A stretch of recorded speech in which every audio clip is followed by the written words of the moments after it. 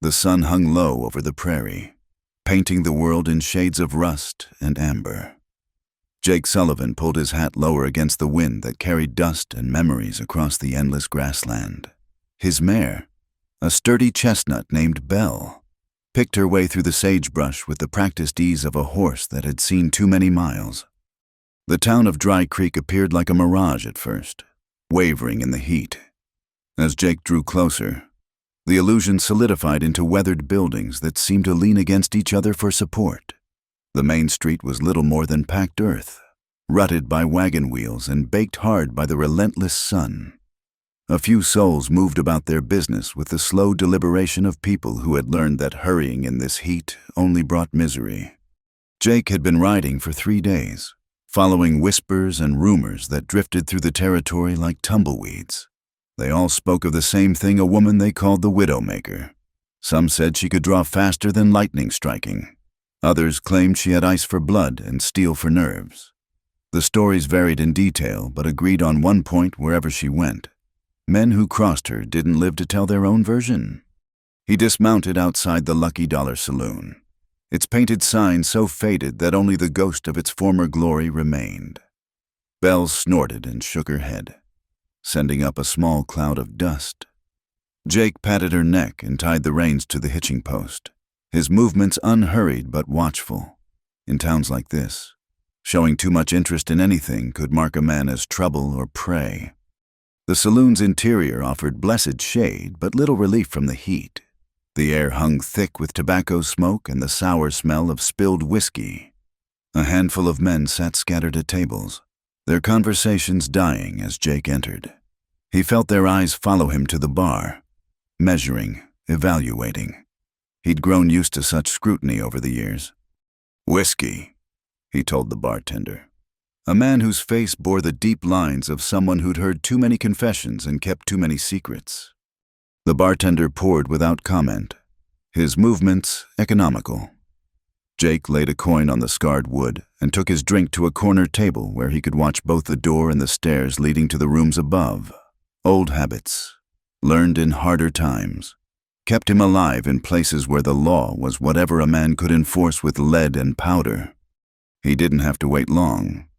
The conversations around him had just begun to resume their natural flow when he heard it talk of the Red Vipers making camp somewhere north of town. The gang had been cutting a bloody swath across the territory for months, leaving burned homesteads and grieving widows in their wake.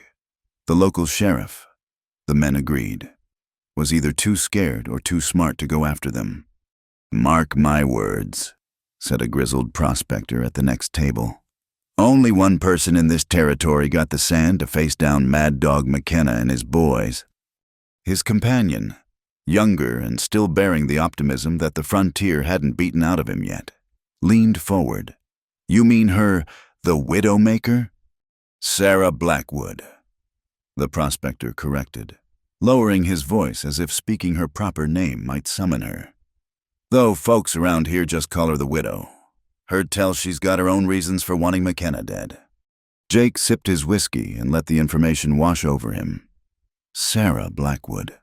At least now he had a name to go with the legend. He'd tracked her from Fort Worth to Amarillo, always a step behind, following a trail of whispered stories and nervous glances. His employer back east wanted her found, though the why of it remained locked behind perfumed letters and careful words. The saloon door swung open, bringing a gust of hot air and lengthening shadows. Jake glanced up from his drink and felt something shift in his chest, like a playing card being turned over to reveal an unexpected suit. She stood in the doorway for a moment, silhouetted against the dying light. Average height, nothing remarkable about her build, but she carried herself with the coiled readiness of a rattlesnake. Her clothes were practical worn leather vest over a dark shirt, divided skirt for riding, boots that had seen better decades. A Colt .45 rode low on her right hip, the holster tied down in the manner of someone who expected to need it. But it was her face that held Jake's attention. Not beautiful in the conventional sense the sun and wind had left their mark, and her eyes held a hardness that beauty couldn't survive alongside. Yet there was something compelling about the way she surveyed the room, missing nothing, dismissing most of what she saw. Those eyes found Jake and paused. He met her gaze steadily, neither challenging nor yielding. For a long moment, they measured each other across the smoky air. Then she moved to the bar with the same unhurried precision she'd shown in the doorway. "Sarah Blackwood," the bartender said. Not quite a greeting, not quite a question. She nodded once. "Heard the Vipers were moving south. That true. Murphy." Murphy poured her a whiskey without being asked. "So they say." "Course. Lots of things get said in here that ain't worth the breath spent on 'em." She smiled then, just a slight upturn at the corner of her mouth. "Then I guess I'll have to verify it myself." Jake stood, the decision made before his mind caught up with his body. He crossed the room, aware that every eye in the place tracked his movement. She didn't turn as he approached, but he saw her shoulders tense slightly. Her hand drift closer to her gun. "Miss Blackwood," he said, stopping at a respectful distance. "Name's Jake Sullivan. I'd like a word, if you're willing." She turned then, whiskey glass in her left hand, right hand still free, up close. He could see the fine lines around her eyes, the small scar that cut through her left eyebrow. "Sullivan," she repeated, as if tasting the name. "You're the one who's been asking about me from here to Fort Worth." It wasn't a question. Jake felt a grudging respect for her intelligence network. "I am," he admitted, "though I suspect you already know why." "Suspect lots of things," she said. "Don't make them true."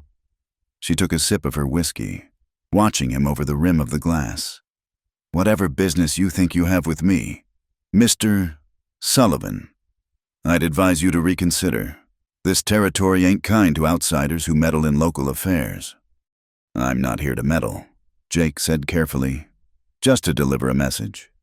Her laugh was short and humorless.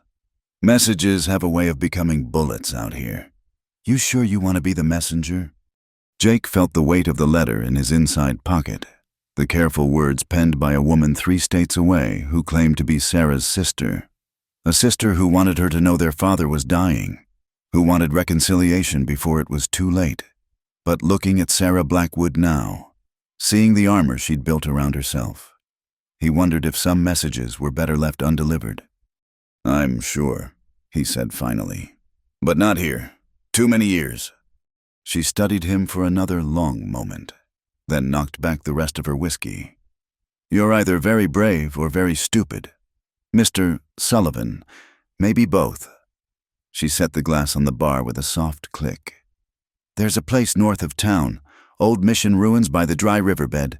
Sun up tomorrow. Come alone, come unarmed, and maybe I'll listen to what you have to say." "And if I don't come unarmed?" That slight smile returned, colder this time. "Then you'll find out how I got my name." She moved past him toward the door, pausing just long enough to add, "You should know. Sullivan, every man who's tried to use me for their own ends has come to regret it. Every last one." "You'll regret this," Jake heard himself say, the words coming from someplace deeper than thought. "Whatever you're planning with the Red Vipers, it'll end badly." She stopped at the door and looked back, really smiled this time, a full, genuine expression that transformed her face for just an instant. "Mr. Sullivan," she said softly, "I've been regretting things since before you learned to ride. One more won't break me." Then she was gone, leaving Jake standing in the middle of the saloon with every eye upon him and the distinct feeling that he'd just stepped into quicksand. He returned to his table, ordered another whiskey, and tried not to think about how that smile had made something turn over in his chest. Outside, the sun finally surrendered to the horizon, and darkness crept across the prairie like spilled ink. Somewhere out there, the Red Vipers made their camp, planning their next raid. Somewhere out there, Sarah Blackwood rode toward her own purposes, carrying whatever ghosts had turned her into the Widowmaker. And Jake Sullivan sat in a failing town's only saloon, holding a letter that might heal old wounds or tear them wider, wondering if he'd just warned the wrong person about regret. The mission ruins stood like broken teeth against the dawn sky. Jake arrived as the first light painted the eastern horizon purple and gold. His rifle left behind at the boarding house as promised. The morning air carried a chill that would burn off within the hour, leaving nothing but heat and dust. She was already there, sitting on what remained of a stone wall, her horse grazing on the sparse grass nearby. She didn't look up as he approached, but he knew she'd tracked his movement from the moment he appeared on the ridge. "You came unarmed," she observed, still watching the sunrise.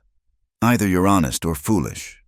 "My mother raised honest sons," Jake replied, dismounting at a respectful distance, though my father always said honesty and foolishness often rode the same trail. That earned him a glance, sharp and measuring. In the growing light, he could see the weariness she'd hidden in the saloon's shadows. Whatever had driven Sarah Blackwood to become the widowmaker had cost her dearly. "Your message," she said simply. "Deliver it and go."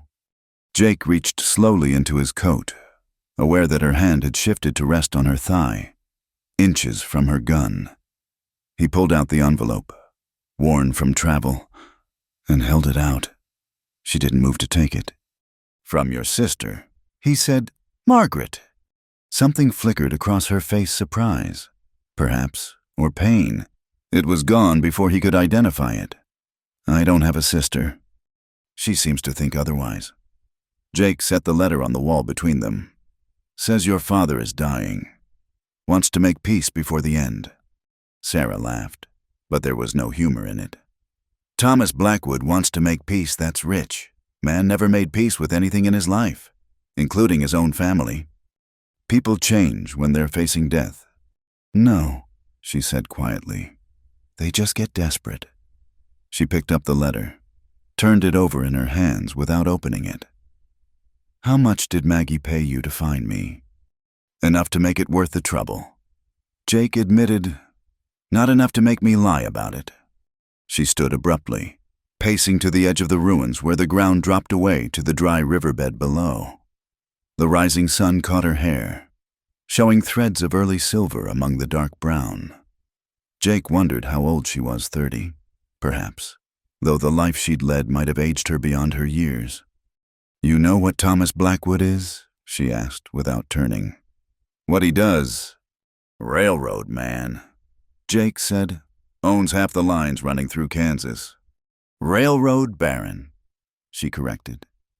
"Built his fortune on the backs of dead workers and stolen land. You know how many families he destroyed laying those tracks? How many people he had killed when they wouldn't sell?" She turned to face him, and her eyes were cold as winter stone. "My husband was one of them." Jake said nothing. There was nothing to say that wouldn't sound hollow. "William wasn't even part of the dispute," she continued, her voice steady but distant, as if recounting someone else's story. "He had a small ranch, nothing special, but it sat right where Thomas Blackwood wanted to run his rails. William refused to sell, so Blackwood hired men to make the problem go away." "The Red Vipers," Jake said, understanding beginning to dawn. She nodded once. "Before they were the Red Vipers. Back then they were just hired guns with a taste for violence. Mad Dog McKenna put a bullet in my husband's back while he was fixing fence, left him to die in the dirt like an animal." Her hand did go to her gun then, fingers tracing the grip. "I found him 3 hours later, held him while he died. He was 26 years old." The silence stretched between them, filled with ghosts and might-have-beens. Jake thought of the letter in her hands, the dying man's attempt at reconciliation, and wondered if some wounds went too deep for healing. "So you became the widowmaker," he said finally.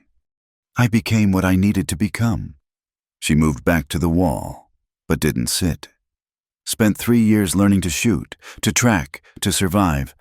Then I started hunting them down, one by one. The men who killed William, the ones who gave the orders. All except McKenna. He was always too smart, too careful. And Thomas Blackwood, sitting safe in his mansion, protected by law and money." "Your sister doesn't know," Jake guessed, "about your husband, about what your father did." "Maggie was always his favorite, his perfect daughter who married well and gave him grandchildren to carry on the family name." Sarah's smile was bitter. She never saw what he really was, never wanted to. Jake watched her tuck the unopened letter into her vest pocket. You're going to face McKenna. The Vipers have gotten bold, hitting towns instead of isolated ranches. They'll come here soon enough. She met his gaze directly. And when they do, I'll be waiting. Alone. It's my fight. Maybe, Jake said carefully. But Dry Creek is full of innocent people who'll get caught in the crossfire. You want McKenna? Fine. But what about the families who'll suffer when the Vipers ride through? She studied him with those cold eyes. And he could see her weighing his words, measuring his intent. You're not here just to deliver a letter? No, he admitted. Your sister hired me to find you. True enough. But the army wants the Red Vipers stopped, and they're willing to pay for information that leads to their capture. He paused, choosing his words carefully. Seems to me our interests align, at least for now. The army, she repeated flatly. You're a scout. Did my time after the war.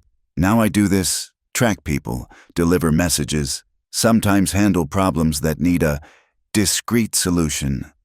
She laughed again, that same humorless sound. And I'm a problem that needs solving.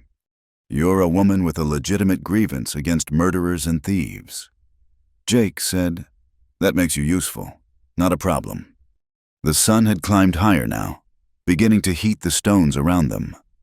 Sarah's horse whickered softly, and she moved to check the animal, her movements efficient and practiced. Jake waited, knowing he'd said his piece. The next move was hers. You ever lose someone? Sullivan, she asked, adjusting her horse's saddle. Someone who was your whole world. Jake thought of Mary, buried now 3 years in California soil. The fever that took her had been quick, but not quick enough. Yes. She looked at him then, really looked, and perhaps saw something that made her nod slowly. Then you understand. Some things can't be forgiven. Some debts can only be paid in blood. I understand, Jake said. But I also know that revenge has a way of taking more than it gives. Pretty words. She swung up into her saddle with easy grace. But out here, pretty words don't stop bullets. She looked down at him from her mount, the morning sun at her back making her seem larger, more dangerous. You want to help stop the Vipers, fine, but stay out of my way when McKenna shows himself. That one's mine. And your father, your sister. She touched the pocket where the letter rested. Dead men don't deserve forgiveness just because they're dying. And Maggie, she shrugged. She made her choice long ago. We all did. She turned her horse toward town, then paused. There's a man named Samuel Carson runs the telegraph office. He owes me a favor. Tell him I sent you, and he'll share what he knows about the Vipers' movements. Why help me? Jake asked. Because you came unarmed, she said simply, and because you didn't lie about why you're here. That's rare enough to earn a little trust. Her smile was sharp as a blade. Don't make me regret it, Sullivan. She spurred her horse into a lope, leaving Jake standing among the ruins. He watched her go, dust rising in her wake, and wondered what he'd gotten himself into. The letter had been delivered. His primary job complete. He could ride out now, collect his pay, and leave Sarah Blackwood to her vengeance. But he thought of Dry Creek's frightened citizens, of the Red Vipers growing bolder with each raid, of a woman shaped by loss into something hard and dangerous. And he thought of Mary, how she'd always said he had a talent for finding trouble and a weakness for lost causes. Jake mounted his own horse and turned toward town. Whatever was coming, he'd thrown his lot in with the Widowmaker. He only hoped they'd both live long enough for him to regret it. The sun climbed higher, burning away the morning's mercy, and somewhere out in the vast territory, Mad Dog McKenna and his Red Vipers prepared for their next raid, unaware that death was waiting for them in the shape of a woman who'd already lost everything worth losing. The telegraph office occupied a narrow building squeezed between the general store and the undertaker's parlor, a fitting location. Jake thought, for a place that dealt in both necessities and final messages. Samuel Carson proved to be a thin, nervous man with ink-stained fingers and the hunted look of someone who knew too many secrets.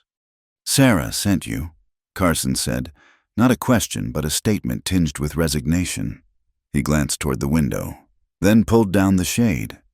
Should have known she'd draw others into this. "The Red Vipers." Jake prompted, "What do you know?" Carson moved to his desk, shuffling through papers with practiced efficiency. "Too much, not enough. They hit the Wells Fargo station at Copper Falls 2 days ago. Made off with Army payroll." He produced a telegram, handed it across. "This came through this morning. They're moving south, probably planning to cross into Mexico after one more big score." Jake studied the message, noting the coded language that suggested Carson's network extended beyond official channels. Dry Creek would be on their route. "It's more than that." Carson's voice dropped lower. "McKenna's been asking questions about the town, about who's here. He knows Sarah's waiting for him. And he's coming anyway. Man like Mad Dog McKenna doesn't back down from a challenge, especially not from a woman." Carson moved to a cabinet, produced a bottle and 2 glasses. His hands shook slightly as he poured. "You don't understand what you've walked into. Mr. Sullivan, this isn't just about revenge anymore." Jake accepted the whiskey but didn't drink. "Explain." "The Vipers have grown. What started as a gang of hired guns is now a small army. 30, maybe 40 men.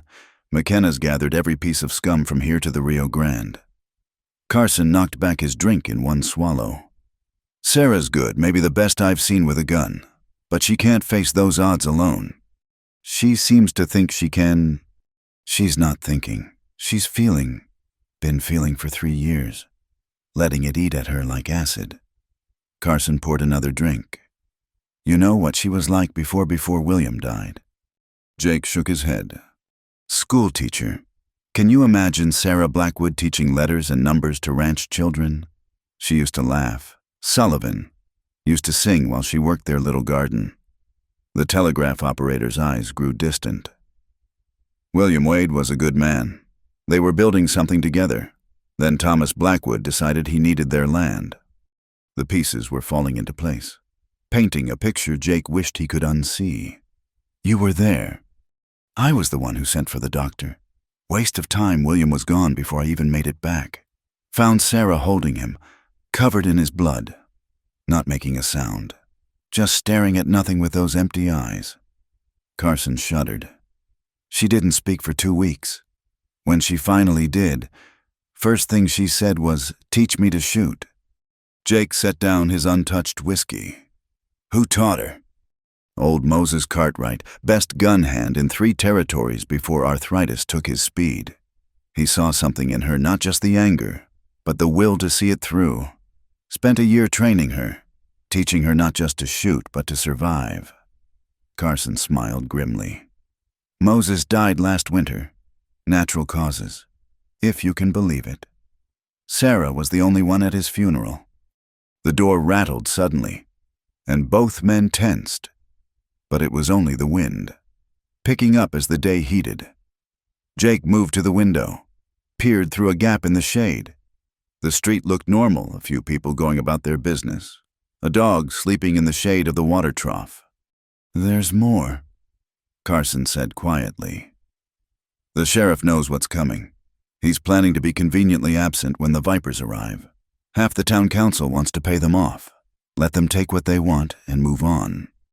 And the other half? Praying for a miracle, or for the Widowmaker to save them." Carson laughed bitterly. "They whisper her name like she's some kind of avenging angel. They don't understand she doesn't care about saving anyone. She just wants McKenna dead." Jake turned from the window. "Maybe that's where you're wrong. She gave me your name, told me to find out about the Vipers' movements. If she only cared about revenge, why involve anyone else?" Carson considered this, hope flickering across his features before pessimism snuffed it out. "Because even Sarah knows she can't take them all. She needs someone to watch her back, even if she won't admit it." Then we give her more than that. Jake pulled out a chair, sat down across from the telegraph operator. You said the town's divided. There must be some willing to fight. A few. Ben Wallace at the smithy. Used to be cavalry. The Hendricks brothers. They lost their cousin to the Vipers last year. Maybe Doc Pritchard, he's patched up enough victims to have his own grudge. Carson counted on his fingers. Still wouldn't be enough. Not against 40 men. We don't need to match their numbers, Jake said, his mind working through possibilities. We just need to be smart about it. The Vipers are used to hitting unprepared targets. What if Dry Creek wasn't as helpless as they expect? Carson leaned forward, interested despite himself. You're talking about an ambush. I'm talking about giving Sarah her shot at McKenna while keeping the town from burning. Jake stood. Decision made. Send word to Fort Stockton. Tell them the Red Vipers will hit Dry Creek within the week. Even if the cavalry can't get here in time, they'll want to be close enough to pursue. And if the army asks how I know, tell them you have a reliable source. They won't question success. Jake moved toward the door, then paused. Where's Sarah staying? She doesn't stay anywhere long, but most evenings you'll find her at the cemetery north of town. Carson's expression softened. She buried William there. Has to pass it every time she scouts the approaches.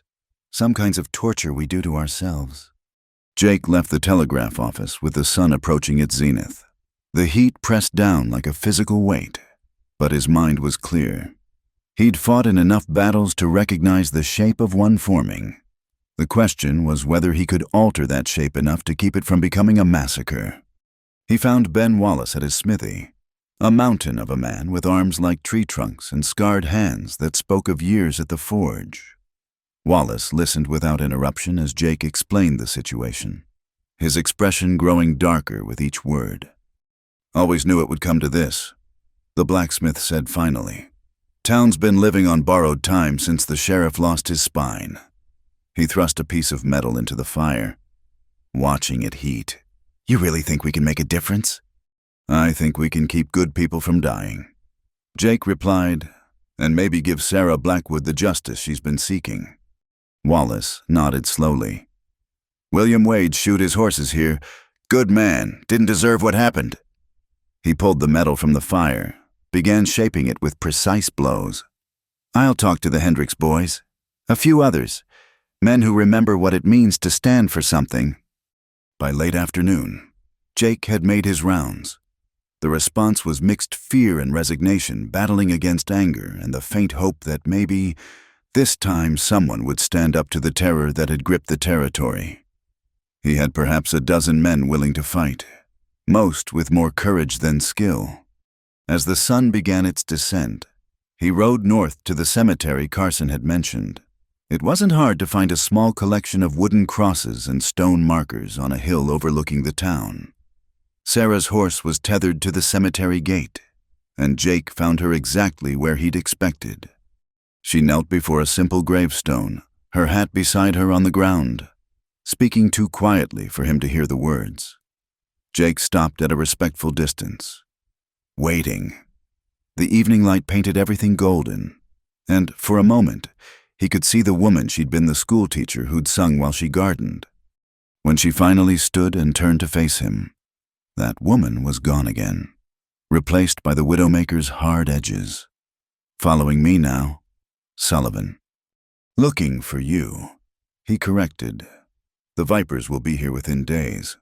The town needs to prepare. The town needs to run.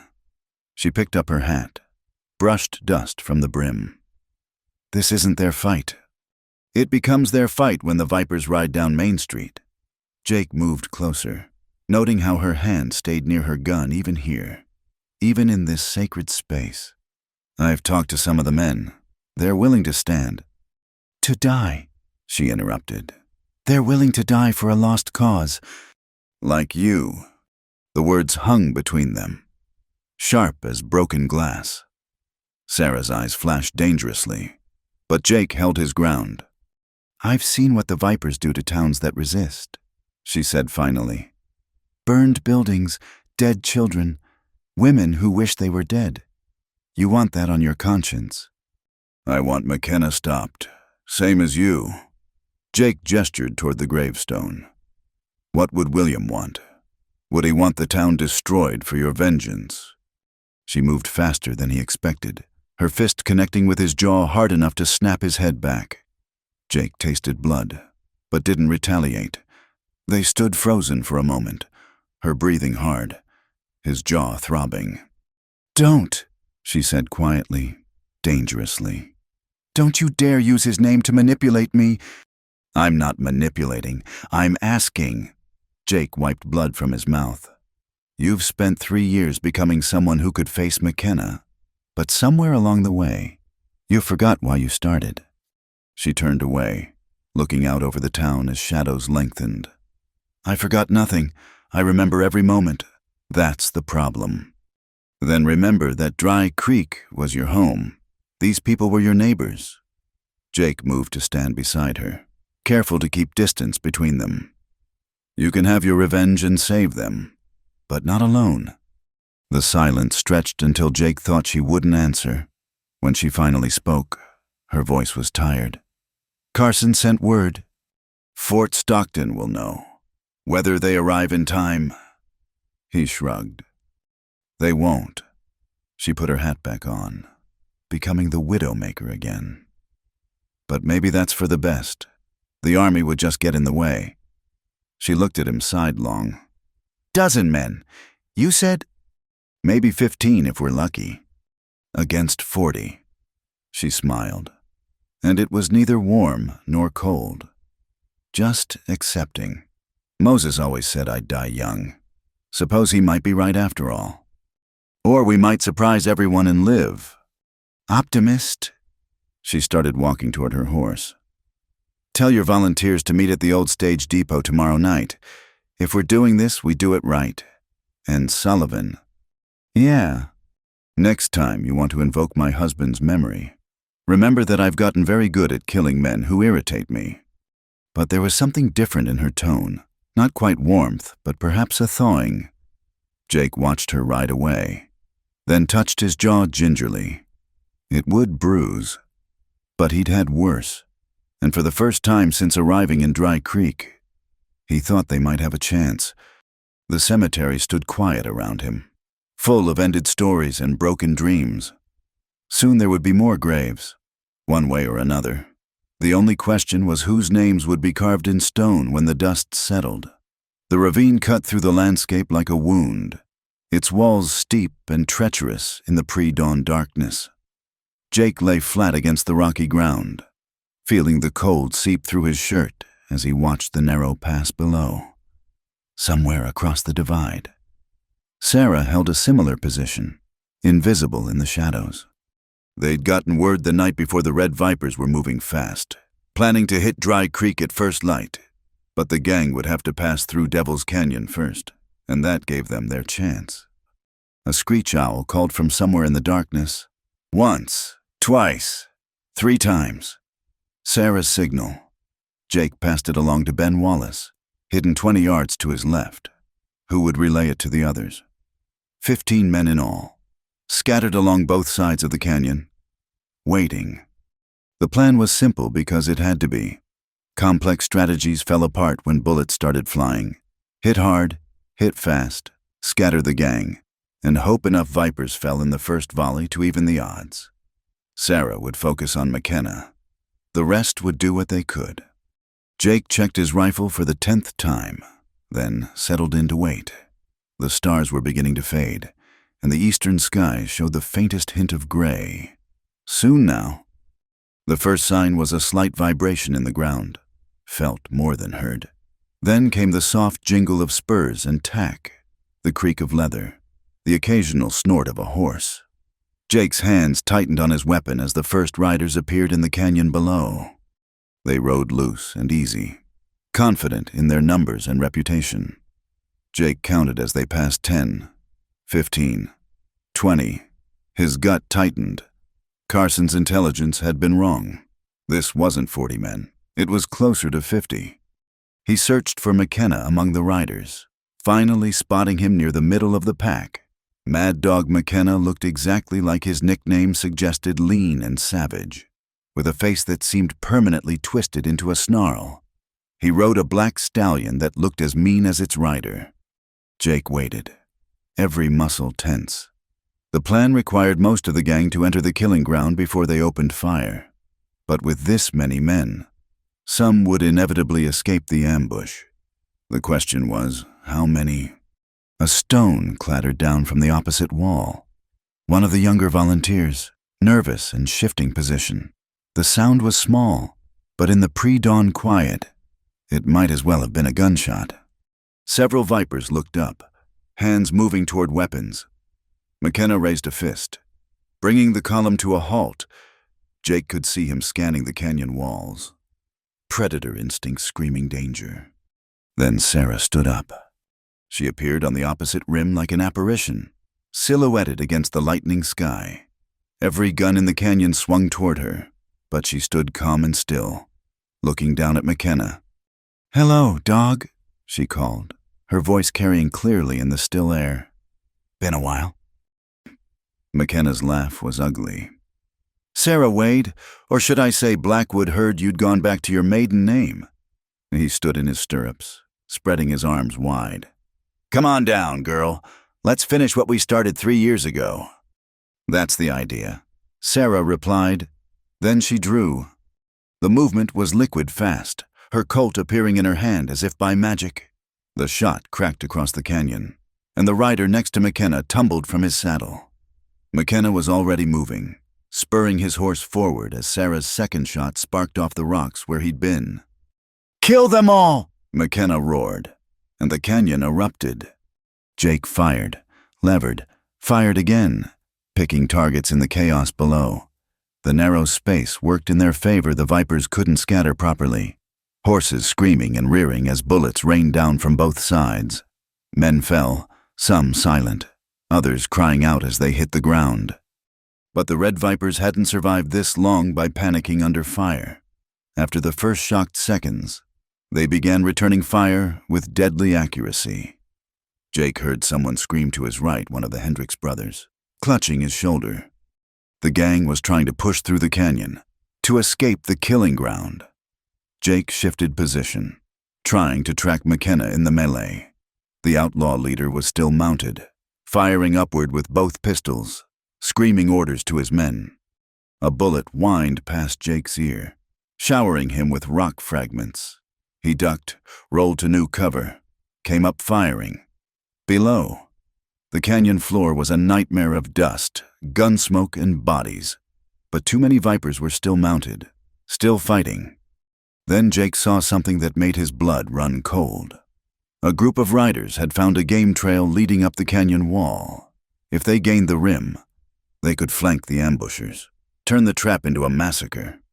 He started to shift position to meet this new threat when he saw Sarah. She was moving along the opposite rim, quick and sure-footed as a mountain cat, heading for the same trail. As the first Viper crested the ridge, she was there to meet him. The man had barely cleared the rim when her bullet took him center mass, sending him tumbling back into his companions. But more were coming. Sarah held the trail like a gate, firing steadily. But Jake could see her ammunition wouldn't last. He made a decision that went against every tactical instinct he had. Jake stood and ran along the ridgeline, exposed and vulnerable, angling to support Sarah's position. Bullets chased him, whining off rocks and kicking up dust. He slid into position just as Sarah's gun clicked empty. "Reload!" he shouted, laying down covering fire. Sarah dropped behind a boulder, hands moving with practiced efficiency to reload her Colt. A Viper appeared at the trailhead, and Jake's shot spun him around and down. "Behind you." Sarah's warning came just in time. Jake spun to find a Viper who'd climbed the wall further down, drawing a bead on him. Sarah's shot took the man in the chest before he could fire. They fought side by side, wordless communication born of necessity. When Jake ran low, Sarah covered him. When Vipers tried to rush their position, they met them with coordinated fire. Bodies began to pile up at the trailhead, making it harder for others to climb. In the canyon below, the battle was turning. The surprise and superior position had taken its toll. Dead and wounded vipers littered the ground, and riderless horses milled about in panic. But McKenna still lived, rallying his remaining men for a desperate charge through the canyon. "McKenna's running!" Ben Wallace's voice boomed from below. The blacksmith had descended from his position, his rifle smoking as he fired into the fleeing vipers.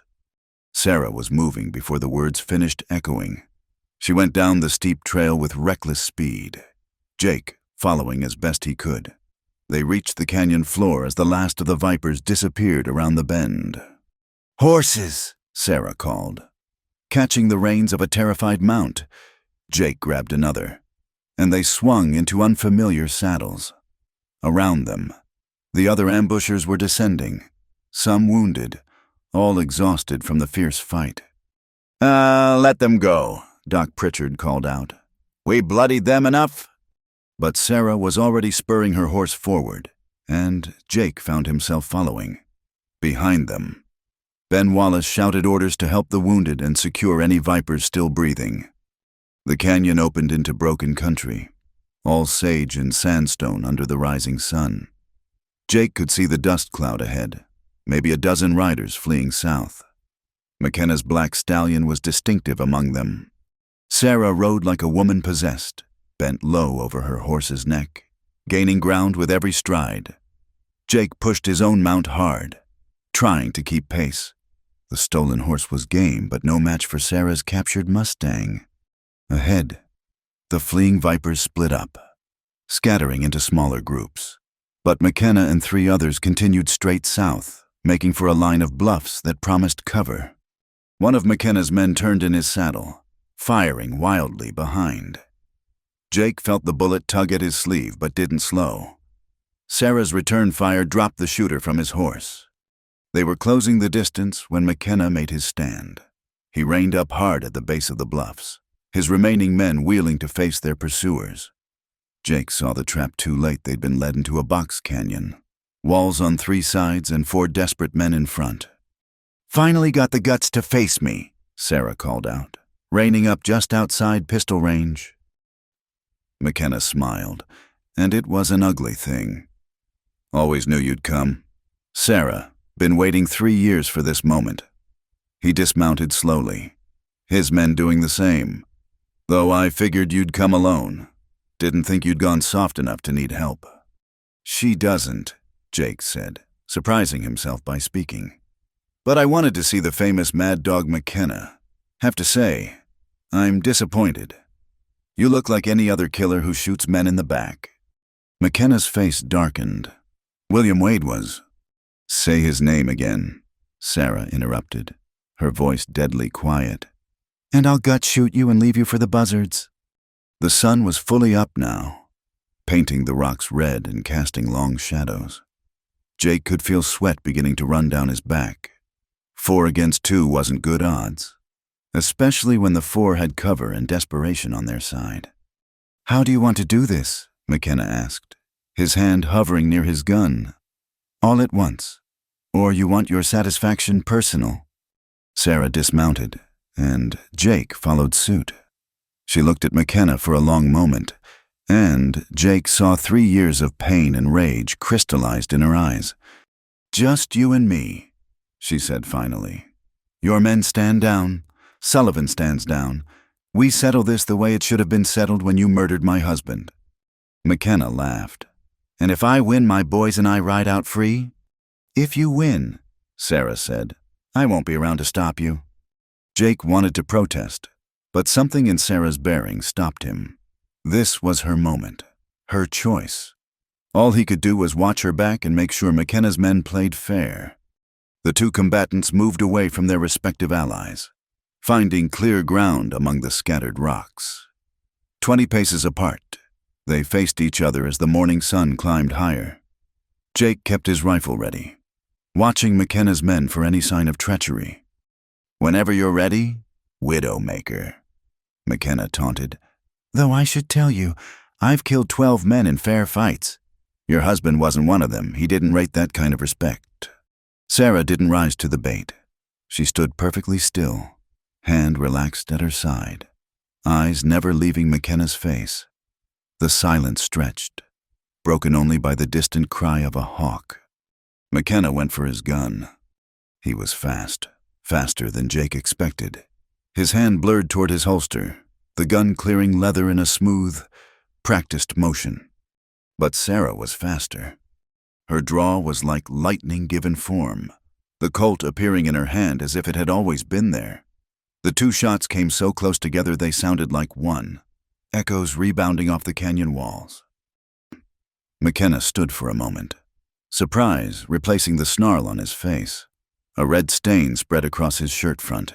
His gun, still unfired, dropped from nerveless fingers.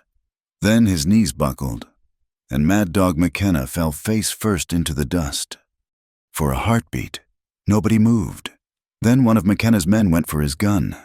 Jake's rifle spoke, and the man spun and fell. The other two threw their hands up, backing away from their weapons. "Smart choice," Jake said, keeping them covered. "Your boss is dead. No percentage in joining him." Sarah walked to McKenna's body, stood looking down at it. Jake couldn't see her face, but he watched her shoulders rise and fall with deep breaths. After a moment, she holstered her gun and turned away. "It's done," she said quietly. And Jake heard 3 years of purpose draining away, leaving. What, he wasn't sure she knew either. They tied the surviving Viper's hands and started the long ride back to Dry Creek, leading their prisoners and leaving McKenna for the scavengers. Sarah rode in silence, and Jake respected it. Some moments were too large for words. Behind them, the sun climbed toward its zenith, and the shadow of Mad Dog McKenna grew shorter and shorter until it disappeared entirely, as if he had never been at all. The rain came 3 days after the fight at Devil's Canyon, turning the dusty streets of Dry Creek into rivers of mud. Jake stood on the boarding house porch, watching the water run off the eaves in steady streams. The town had been in a state of cautious celebration since they'd returned with the captured Vipers, but Sarah had disappeared almost immediately, vanishing like smoke. He'd found her horse at the livery, cared for and paid up for a week. The stable hand said she'd ridden out on a different mount, heading north toward the old stage route. That was 2 nights ago, and the rain had washed away any chance of tracking her. Doc Pritchard joined him on the porch, medical bag in hand. "Hendrick's boy is healing well," the doctor reported. "Lost some blood, but the shoulder will mend clean." "Good," Jake said, still watching the rain. "Any word from Fort Stockton?" "Telegraph came through this morning. Cavalry should arrive tomorrow to take custody of the prisoners." Doc paused, studying Jake's profile. "You're thinking about her." It wasn't a question. Jake didn't bother denying it. Woman spends 3 years living for one moment. What does she do when that moment's past? "Lives, hopefully," Doc said. "Though I suspect our Sarah doesn't quite remember how." He shifted his bag to his other hand. "Ben Wallace mentioned you might be riding out soon." "Job's done. Man named McKenna is dead. The Vipers are broken, and the town is safe." Jake turned from the rain. "Not much reason to stay." Doc smiled slightly. "Isn't there? Well, if you do decide to look for reasons, you might try the old Simmons place, abandoned homestead about 10 miles north, just off the stage route. Good place to hole up in weather like this." The doctor stepped off the porch into the rain before Jake could respond, picking his way carefully through the mud. Jake stood alone, weighing his options. He could wait for the cavalry, collect whatever reward might be offered for the captured outlaws, and ride on to the next job. It was the sensible choice. Instead, he found himself saddling Belle an hour later, slipping out of town as the rain continued to fall. The Simmons place had been abandoned for years, another casualty of the harsh land and harder times. The main house still stood, though the roof leaked in places and the windows were long gone. But smoke rising from the chimney told Jake he'd found what he was looking for. He approached slowly, making enough noise so she'd hear him coming. No point in surprising a woman who'd spent 3 years staying alive by being faster on the draw than everyone else. Sarah sat by the fireplace in what had once been the main room, a blanket around her shoulders and her wet clothes drying on a makeshift line. She didn't look up when he entered, but her hand rested on the coat beside her. "Doc Pritchard has a big mouth," she said. "He's concerned about you." Jake removed his soaked coat, hanging it on a broken chair near the fire. "The whole town is, actually, you're something of a hero to them now." She laughed, but it was hollow. Heroes are supposed to feel different after they win. I just feel empty. Jake settled on the floor across from her, giving her space. The fire crackled between them, casting dancing shadows on the walls. "When my wife died, I spent months waiting to feel normal again. Kept thinking if I just got through one more day, one more job, I'd wake up and be the man I was before." Sarah finally looked at him, her eyes reflecting the firelight. "Did you become him again?" "No, he died with her." Jake picked up a piece of kindling, turning it in his hands. "But eventually, I became someone else, someone who could carry the loss without drowning in it." They sat in silence for a while, listening to the rain on what remained of the roof. Jake noticed the letter on the floor beside her, her sister's letter, finally opened. Pages water-spotted and worn from repeated reading. "She wants me to come home," Sarah said, following his gaze. "Says father is truly dying this time. Wants forgiveness before he meets his maker." She picked up the letter, smoothing it carefully. "Margaret doesn't know what he did. Still doesn't, even after I wrote back. Can't bring herself to believe her father ordered a man's death over land. What will you do?" "I don't know." She pulled the blanket tighter. "For 3 years, everything was clear. Find McKenna. Kill McKenna. Make him pay for William." She gestured vaguely at the empty room. "Now it's done, and I don't know who I am without that purpose." Jake leaned back against the wall. "You could go back to teaching." "No." The word was flat. "Final." "That woman is as dead as your old self." She died holding her husband in a field, watching his blood soak into ground that was supposed to grow their future. Sarah's hand unconsciously moved to her gun. "All I know now is this: violence, death. Not much call for that in a schoolhouse." "There's always call for people who can protect others," Jake said carefully. "The frontier's full of families like yours was, trying to build something decent, full of men like McKenna trying to tear it down." She studied him across the fire. "Is that what you do, protect people?" "Sometimes, when the job calls for it." He met her gaze. "Sometimes I deliver letters that should have stayed undelivered. Sometimes I hunt people who don't want to be found. It's not noble work, but it's necessary." "And lonely." "That too." The rain was lessening. Jake noticed. Soon it would stop entirely, and decisions would have to be made, but for now, they had this of fire, shelter from the storm, and the strange comfort of another damaged soul. William loved the rain. Sarah said suddenly, said it was God's promise that even the driest ground could bloom again with enough patience. She laughed, and this time there was a hint of genuine humor in it. "He was always seeing hope in things. I used to tease him about it." "Sounds like he was a good man." "The best." Her voice grew distant. "We met at a church social. I was new to teaching, trying to look proper and respectable. He asked me to dance, and I stepped on his feet through the entire song. He just smiled and asked for the next one too." Jake found himself smiling at the image. "How long were you married?" 2 years, 3 months, and 6 days. The precision of it told Jake she'd counted every one. "We were talking about children the week before he died. He wanted a daughter first, said boys were too much trouble." The fire popped, sending sparks up the damaged chimney. Outside, Jake could hear the rain had stopped, leaving only the drip of water from the eaves. "I killed 7 men getting to McKenna," Sarah said quietly. 7 men with families, maybe wives who'll wait for them to come home. Children who'll grow up without fathers. She looked at her hands. William wouldn't recognize what I've become. Maybe not, Jake agreed. But he'd understand why. Love makes us do terrible things sometimes.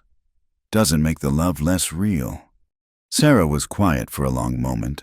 Then she reached into her saddlebag and pulled out a bottle. Found this in what's left of the kitchen. Probably been here since the Simmons family left. She uncorked it, took a sip, grimaced. Terrible whiskey. Best kind for a night like this, Jake said, accepting the bottle when she offered it. The whiskey was indeed awful, burning its way down and leaving a medicinal aftertaste. They passed the bottle back and forth, not drinking much, but using it as an excuse to extend the moment. Jake told her about some of his jobs, the funny ones, mostly leaving out the darker tales.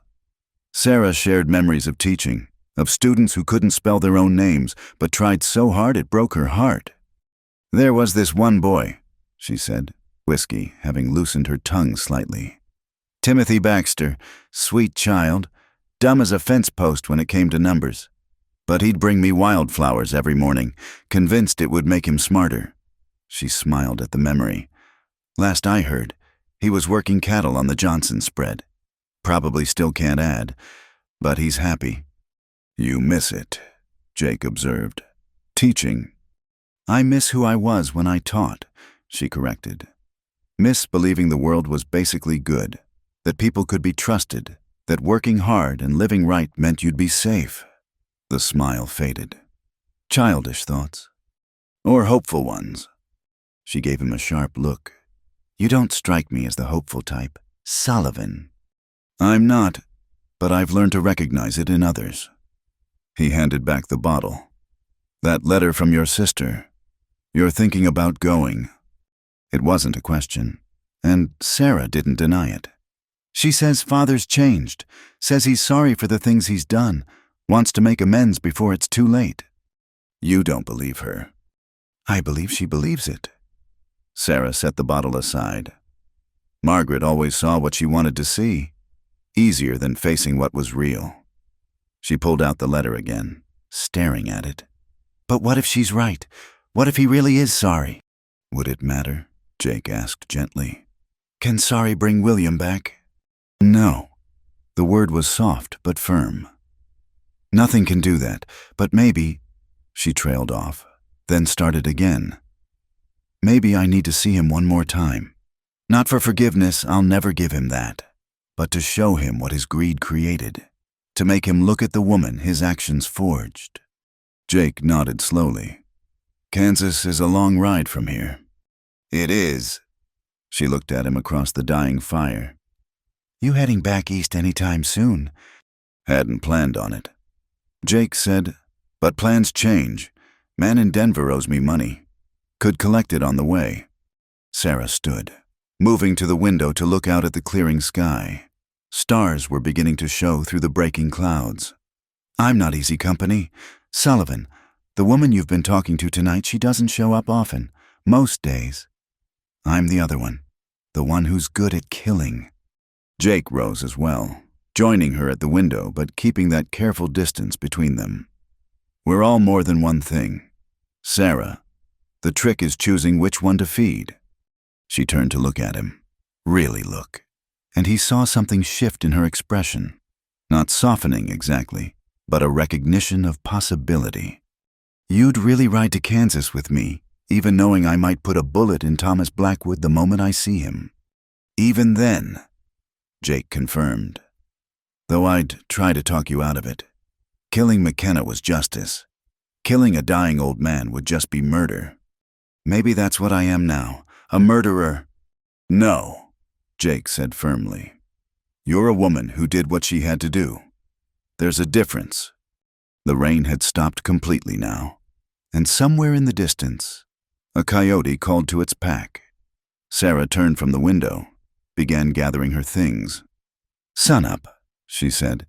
If you're really fool enough to make this journey, we leave at sunup. I'll be ready. She paused at the doorway to what had probably been a bedroom. Jake, thank you. For tonight, for letting me remember who I used to be. Then she was gone, leaving Jake alone with the dying fire and his own thoughts. He settled back against the wall, not trusting the rotted floorboards enough to lie down. Come morning, they'd start the long ride to Kansas, toward a confrontation he suspected would be as painful as the one with McKenna had been violent. But for now, he was content to sit in the darkness and think about the glimpses he'd seen of Sarah Wade, the schoolteacher, hidden beneath the armor of Sarah Blackwood, the widowmaker. Perhaps that woman wasn't as dead as Sarah believed. Perhaps, given time and distance from the blood-soaked ground of her tragedy, she might find a way to live again. Or perhaps Jake was fooling himself, seeing hope where none existed. Time would tell. It always did. Out here where the land stripped away pretense and left only what was real. The coyote called again, closer now, and was answered by another. Jake closed his eyes and waited for dawn, knowing that whatever came next, he'd chosen his path. He'd ride with Sarah Blackwood to Kansas, stand by her as she faced her father, and hope that somehow, in confronting her past, she might find a way forward. It wasn't much of a plan, but sometimes, on the frontier, not much was all you had. Black Canyon lived up to its name, walls of dark stone rising on either side, so high they blocked out all but a narrow strip of sky. Jake had been uneasy since they'd entered the canyon an hour ago, and Sarah's tension was palpable. They'd been riding hard for 2 days, following rumors of Red Viper stragglers who'd regrouped under a new leader. "This feels wrong," Sarah said quietly, her eyes scanning the rim above. Jake agreed. The canyon was too quiet. Even the usual desert sounds muted between the stone walls. His hand drifted to his rifle, but before he could voice his concerns, the world exploded. Gunfire erupted from both walls, muzzle flashes blooming in the shadows above. Jake's horse screamed and went down, throwing him hard against the canyon floor. He rolled behind a boulder as bullets sparked off the rocks around him. "Sarah!" He couldn't see her through the dust and gun smoke.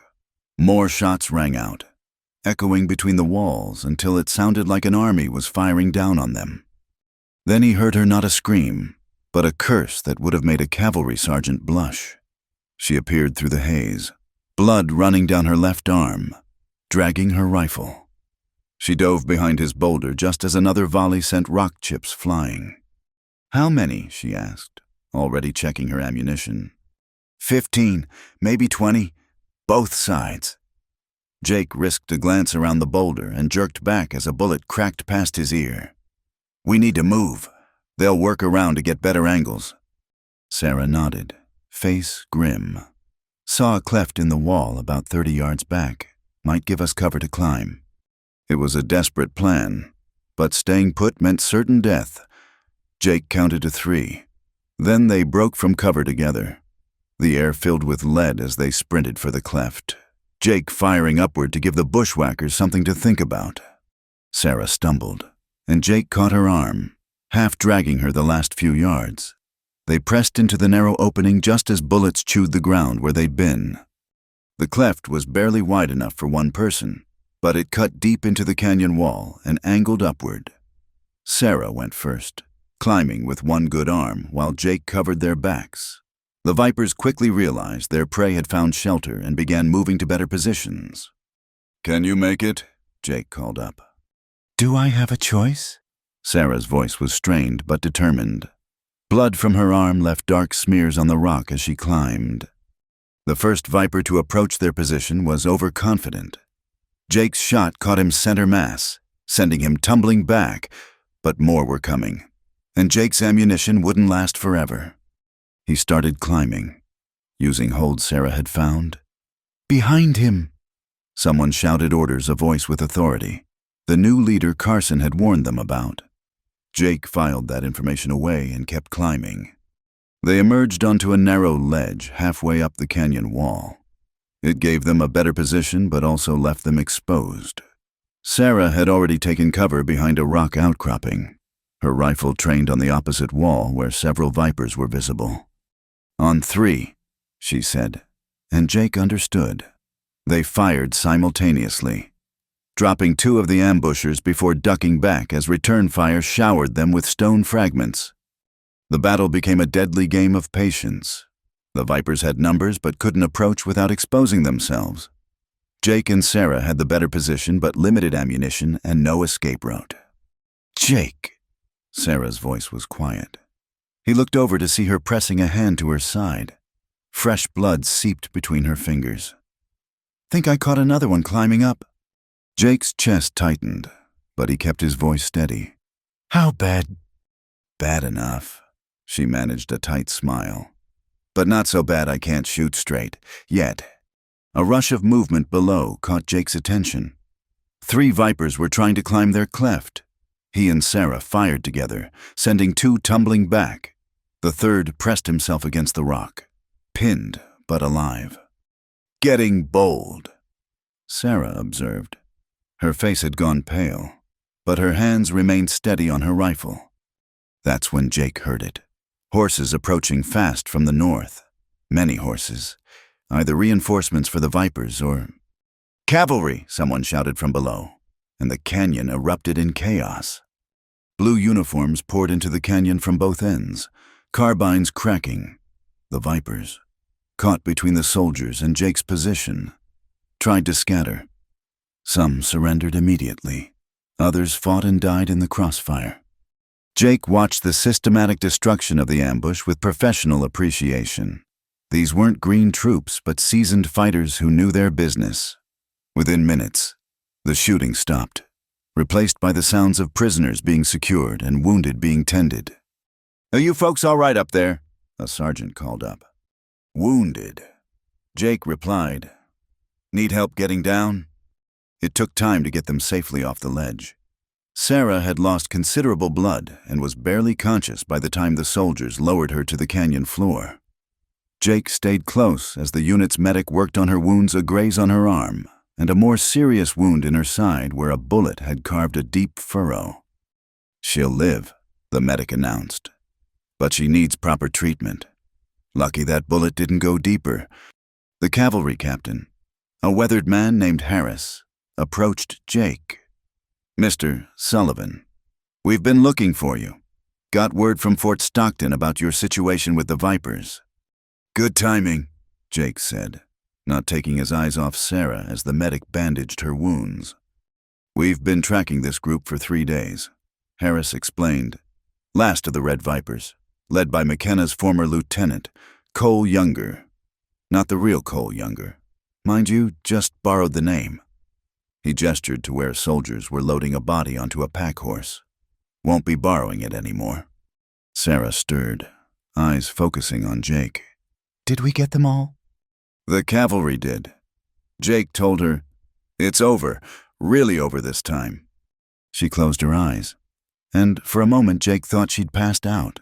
Then she spoke, so quietly he had to lean close to hear. "Good. Tired of killing. Tired of being killed." They made camp at the canyon's north entrance. The medic insisted Sarah needed rest before attempting to travel, and Captain Harris was content to let his men recover from the forced march that had brought them here so fortuitously. Jake sat with Sarah as the sun set, watching her sleep. The medic had given her laudanum for the pain, and she looked peaceful for the first time since he'd met her. Younger, somehow, as if the constant vigilance that marked her waking hours had finally relaxed. "Known her long?" Captain Harris asked, joining Jake by the small fire. "Few weeks," Jake admitted. "Feels longer." Harris nodded knowingly. "Combat does that. Make strangers into brothers or more quick enough." He pulled out a pipe, began packing it with tobacco. "Heard about what she did to McKenna. Clean draw, they say." "The cleanest I've ever seen." "And now," Harris lit his pipe, puffed thoughtfully. "What happens to the famous widowmaker when there's no one left to kill?" Jake had been wondering the same thing. "She's got family in Kansas, thinking of heading that way." "Good. Woman like that needs something besides death in her life." Harris stood, knocked his pipe against his boot. "We'll escort you to the nearest town come morning. After that," he shrugged. "Well, the frontier's getting smaller every year." Maybe that's not a bad thing. Later, Sarah woke briefly, disoriented from the laudanum. Jake gave her water, helped her sit up against a saddle. "I dreamed about William," she said, words slightly slurred. "He was angry with me, said I'd wasted too much time on revenge when I could have been living." "Dreams don't always tell truth," Jake said. "This one did." She looked at him, eyes clearer despite the drug. "When I saw those vipers closing in, when I thought we were going to die, you know what I regretted most?" Jake waited. "That I'd spent 3 years becoming someone William wouldn't recognize, that I'd let his death define me instead of his life." She laughed weakly. "Took getting shot to see it. I'm not too bright, am I?" "You're grieving," Jake said. "Grief makes fools of us all." She reached out with her good hand, touched his arm. "You've been patient with me, Jake Sullivan. More patient than I deserved." "Why?" Jake covered her hand with his. "Maybe because I recognize the look. Maybe because I needed reminding that there's life after loss, too." They sat in comfortable silence, hands touching, watching the fire burn low. Around them, soldiers kept watch, but here in this small circle of light, Jake felt something shift between them. Not love, it was too soon for that. Too raw, but possibility. Hope. "Tell me about Denver," Sarah said eventually, "about this man who owes you money."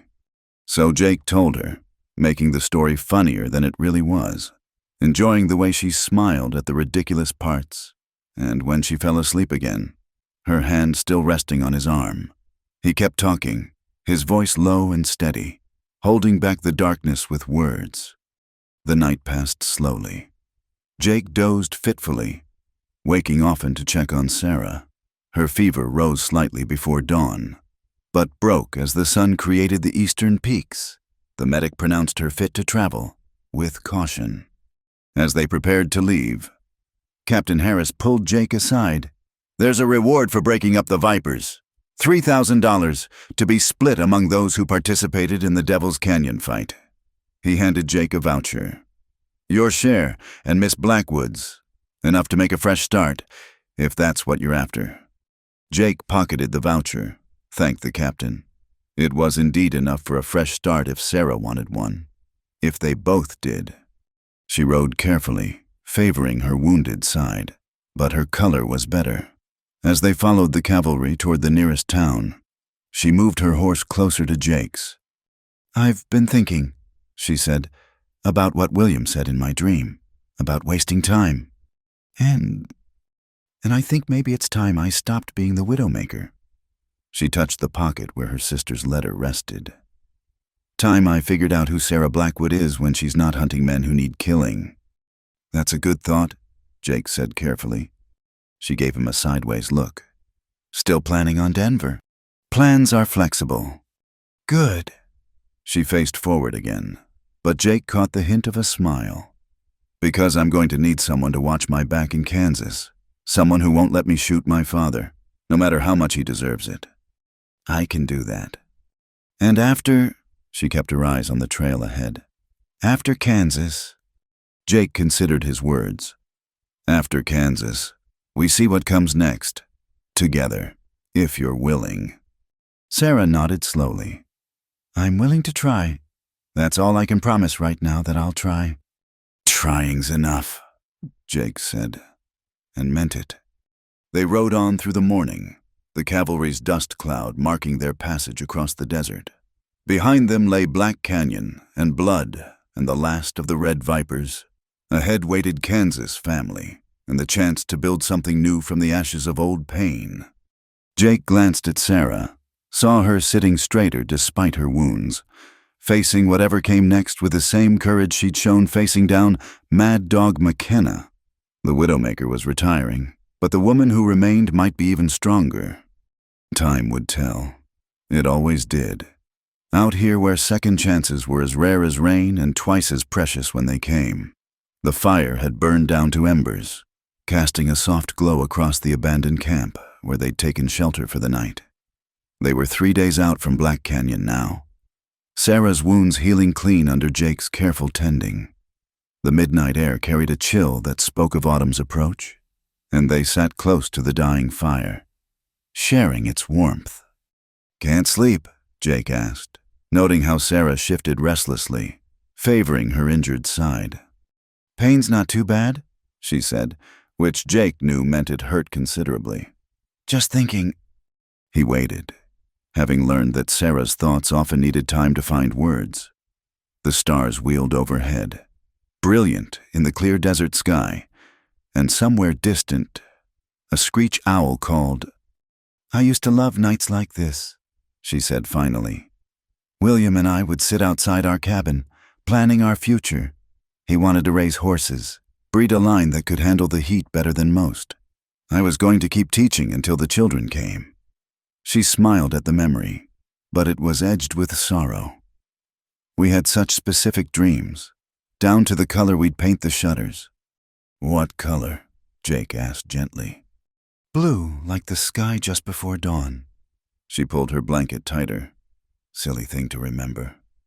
Not silly, important. Jake added a small piece of wood to the fire, watching it catch. The details matter. They're what make a life real. Sarah turned to study him in the firelight.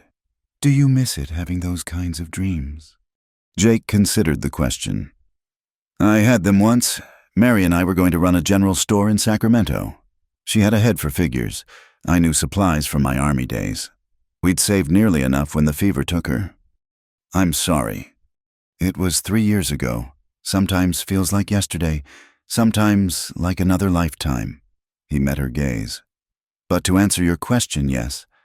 I miss having dreams that involve more than the next job, the next town." They fell into comfortable silence. Over the past days, they'd developed an easy rhythm, born of shared danger and growing trust. Sarah's walls were still there, but they'd developed gaps, moments where Jake glimpsed the woman she'd been before grief reshaped her. "My side's stiffening up," Sarah said eventually. "Help me walk it out." Jake stood, offered his arm. She took it without hesitation, another small victory in their evolving partnership. They walked slowly around the camp's perimeter, Sarah leaning on him more than she probably realized. "Tell me about Kansas," Jake said. "About your sister." "Margaret's 5 years younger.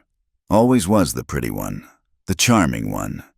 She could talk a preacher into dancing and make him think it was his idea." Sarah's voice held affection despite the complicated history. "She married well, a banker named Charles Whitmore. They have 2 children I've never met." "Why did you leave Kansas in the first place?" Sarah was quiet for several steps. "Father arranged a marriage for me. A business associate of his, old enough to be my grandfather. When I refused, he said I was an embarrassment to the family. Said if I wanted to make my own choices, I could make them somewhere else." "So you came to Texas?" "Took what money I'd saved and caught the first stage heading south. Ended up in Dry Creek because they needed a teacher and didn't ask too many questions about why a young woman was traveling alone." They'd reached a large boulder at the camp's edge. Sarah stopped, gazing out at the moonlit landscape. "First time I saw William, he was helping raise a barn, shirt off, muscles working, singing some ridiculous song about a mule. I was properly scandalized and completely entranced." Jake chuckled. "Not very teacherly of you." "No, it wasn't." She turned, looking up at him. "But that was the point, wasn't it? I could be someone new out here, someone who chose her own path. And now I don't know who I am." Her voice was soft, vulnerable in a way he rarely heard. "I'm not the teacher anymore. I'm not the widow maker, not after Black Canyon. I'm just lost." Jake turned her to face him fully, hands gentle on her shoulders. "You're Sarah. That's enough." "Is it?" She searched his face. "Because Sarah without a purpose feels like nobody at all. Then we'll find you a new purpose. Together." The word hung between them, weighted with possibility. Sarah's eyes dropped to his chest. then rose again to meet his gaze. The space between them had somehow diminished, though neither had consciously moved. "Jake," she whispered, and there was a question in it. A dozen questions. He answered by lowering his head slowly, giving her time to pull away. She didn't. Their lips met softly, carefully, as if either might shatter from too much pressure. It was a kiss born of loneliness and understanding, of shared loss and tentative hope. Sarah made a small sound and pressed closer, her hands coming up to rest against his chest. The kiss deepened, became something more urgent, more needful. Jake's arms went around her, mindful of her injuries but needing to hold her, to affirm life in the face of so much death. When they finally parted, both were breathing unsteadily. Sarah's eyes were wide, almost frightened. She started, then stopped. "I haven't, not since William—" "I know," Jake said. "We don't have to—" She kissed him again, cutting off his words. This time there was decision in it, a choosing. When she pulled back, some of the fear had been replaced by determination. "I'm tired of living in the past," she said, "tired of being frozen in that moment when William died. I want—" She struggled for words. "I want to feel something besides anger and grief, even if it's just for tonight." Jake cupped her face gently. "Sarah, you're hurt, and we're both—" "Broken," she smiled sadly. "Yes, we are, but maybe broken people can help each other heal, or at least remind each other what it feels like to be human." They made their way back to the fire, hand in hand. Jake spread their blankets together, creating a nest of sorts near the warmth. Sarah came into his arms carefully, favoring her wounded side. But once there, she seemed to relax, tension flowing out of her. They lay together, not speaking, relearning the simple comfort of human touch. Jake pressed his lips to her hair, breathing in the scent of sage and smoke. Sarah's hand traced patterns on his chest through his shirt, tentative explorations that grew bolder as her confidence returned. "I'm not who I was," she said against his shoulder. "That innocent girl who married William, she's gone." "I'm not who I was either." Jake replied, "Maybe that's okay. Maybe who we are now fits better." She tilted her head up, and he kissed her again, deeper this time. Her response was immediate, eager even, as if she'd been starving for connection and had just remembered what it could satisfy.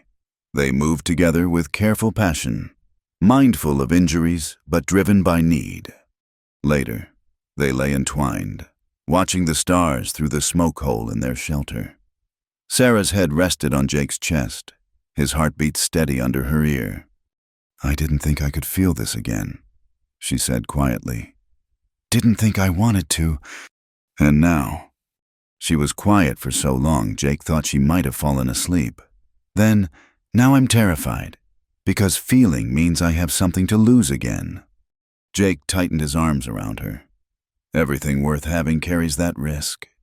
William used to say something similar. She traced a scar on Jake's forearm, one of many that marked his history. He'd say courage wasn't about not being scared, it was about choosing love despite the fear. Wise man. He was. Sarah shifted to look at Jake directly. "I think he'd like you. That probably sounds strange, but—" "No," Jake interrupted gently. "I understand. Mary would have liked you too, would have admired your strength." They smiled at each other, sad but genuine smiles that acknowledged their ghosts while making room for something new. "What happens in Kansas?" Sarah asked. "With your father, your sister, how do we navigate that?" "Carefully," Jake said. "Honestly, we tell them what they need to know, no more. Your father doesn't deserve the whole truth if he can't handle it." "And after, do we stay? Do we go back to Texas?" She laughed softly. "Listen to me, making plans like I have any idea what I want." "Making plans is good. Means you're thinking about a future." Sarah grew serious. "I am, for the first time in 3 years. I'm thinking past tomorrow."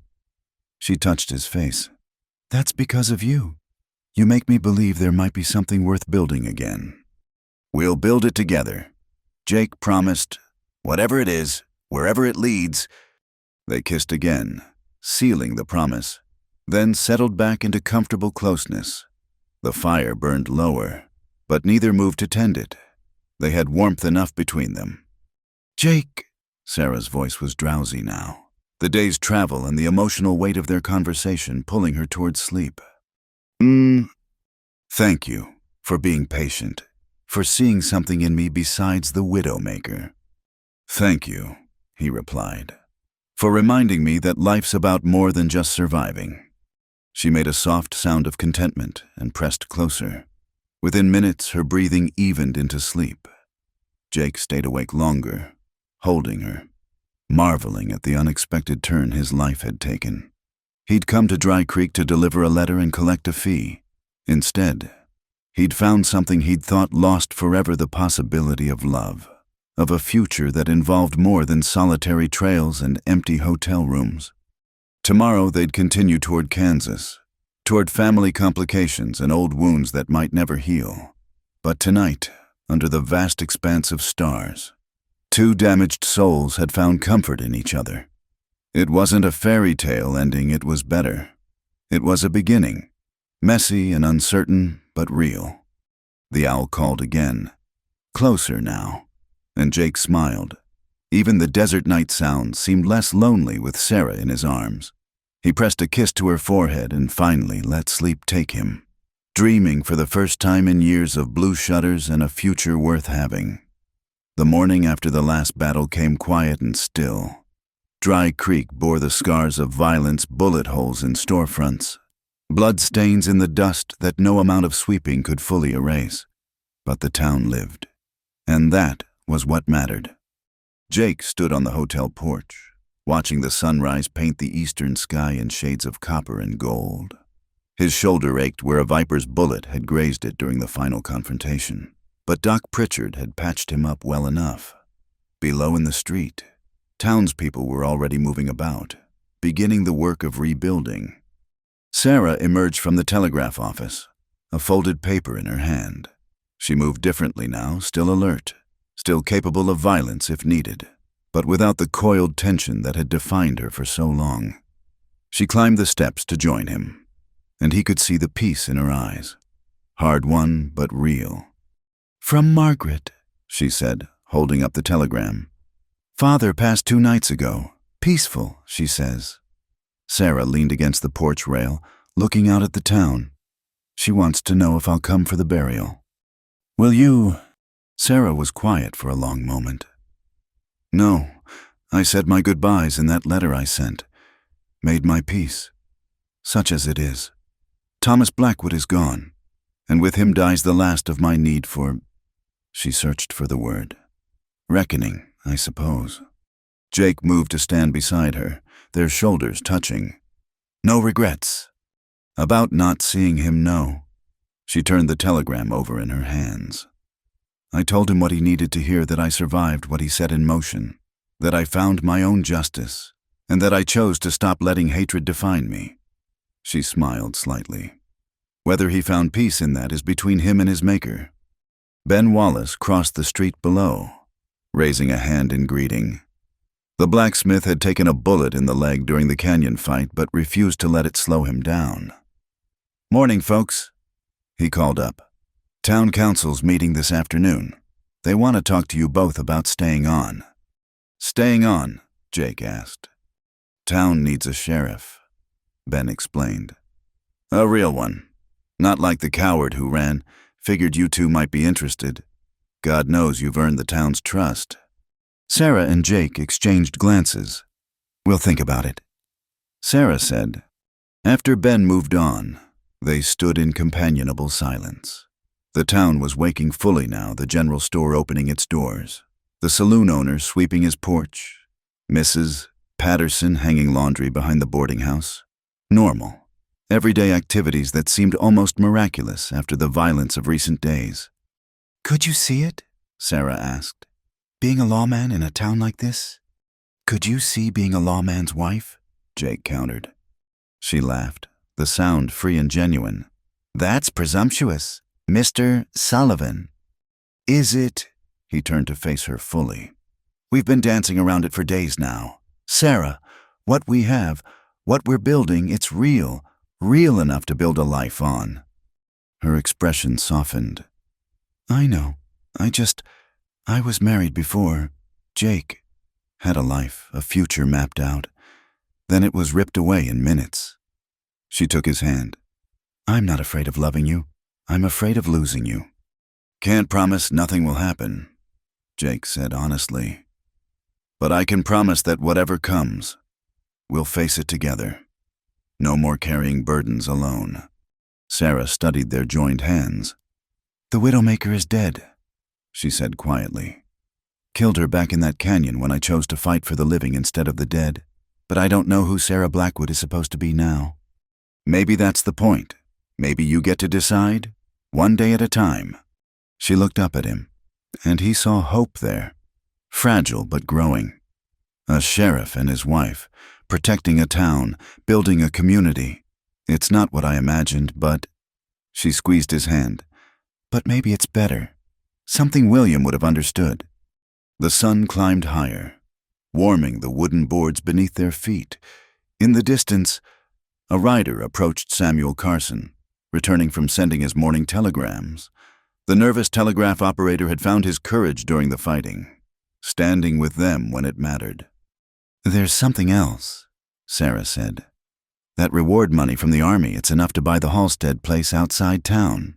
Good land, water rights, sturdy house that just needs some fixing." "Blue shutters?" Jake asked, remembering their conversation by the campfire. Her smile was radiant. "Blue shutters, maybe some of those horses William dreamed about. A garden—" She paused. "Children, eventually, if we're blessed." Jake pulled her close, mindful of the public setting but needing the contact. "Is that a yes to my presumptuous question? Ask it properly and find out." He dropped to one knee right there on the hotel porch, in full view of half the town. "Sarah Blackwood, you've seen me at my best and worst. You know I'm just a worn-out scout with too many scars and too many ghosts. But I love you, and I want to build something good with you. Will you marry me?" She didn't hesitate. "Yes." He stood and kissed her as the town looked on. Somewhere, someone cheered, probably Ben Wallace, and soon others joined in. Dry Creek had seen too much sorrow. A little joy was welcome. Later that afternoon, they stood before the town council and accepted the positions of sheriff and deputy. The irony wasn't lost on anyone, the woman who'd operated outside the law for 3 years now sworn to uphold it. But the council, led by Doc Pritchard, understood that sometimes the best protectors were those who knew both sides of violence. That evening, Jake and Sarah walked through the cemetery where William Wade lay buried. Sarah placed wildflowers on the grave, the same kind young Timothy Baxter used to bring her when she taught school. "I'll always love him," she said simply. "That doesn't change." "I wouldn't want it to," Jake replied. "The people we've loved, lost, they're part of us. We honor them by living, not by dying."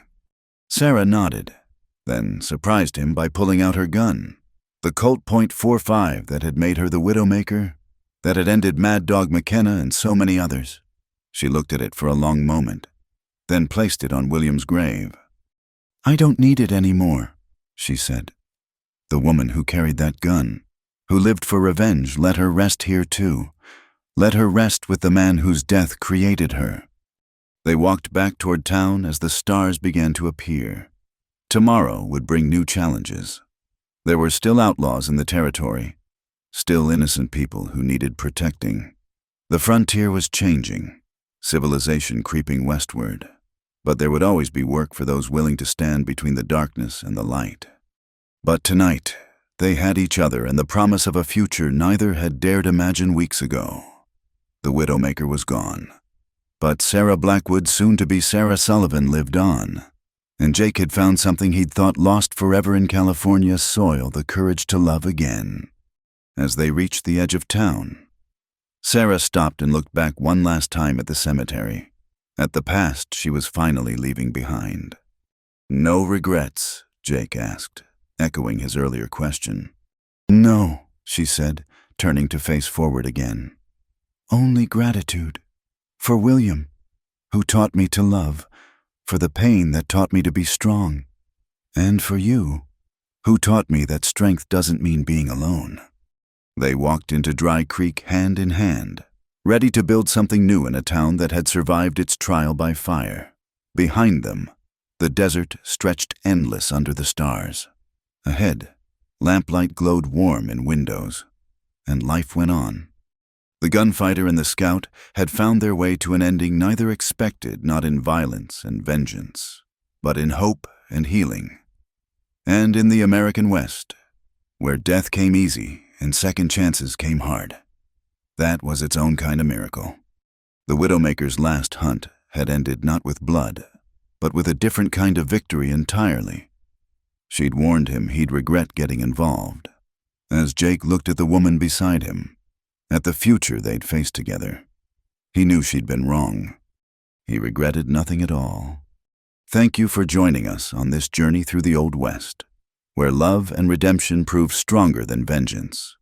We'd love to hear where you're listening to this story, whether you're driving through the plains, sitting by a campfire, or perhaps in your own modern-day frontier. Please subscribe to the From Wild West channel and share your thoughts about Sarah and Jake's story in the comments below. Your engagement helps us bring more tales of the American frontier to life. Until next time, partners, keep riding toward your own horizons.